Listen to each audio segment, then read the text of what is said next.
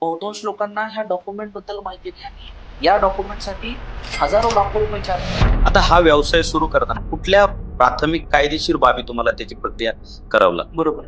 सर्वप्रथम तुम्हाला एक्सपोर्ट मध्ये उतरायचं असेल तर तुम्हाला माहिती पाहिजे की कुठली कंपनी मी बनवणं गरजेचं आहे.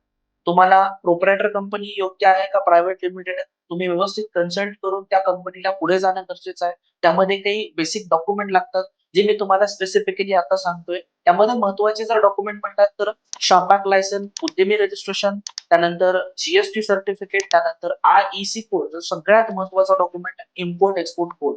आणि त्यानंतर तुमच्या प्रोडक्टानुसार आरसीएमसी डॉक्युमेंट तुम्हाला काढावा लागतो, एक्सपोर्ट प्रमोशन काउन्सिल. आणि त्यानंतर पोर्ट रजिस्ट्रेशन करून बँकेत अकाउंट काढून तुमचा आपोआप इम्पोर्ट एक्सपोर्ट बिझनेस स्टार्ट होतो.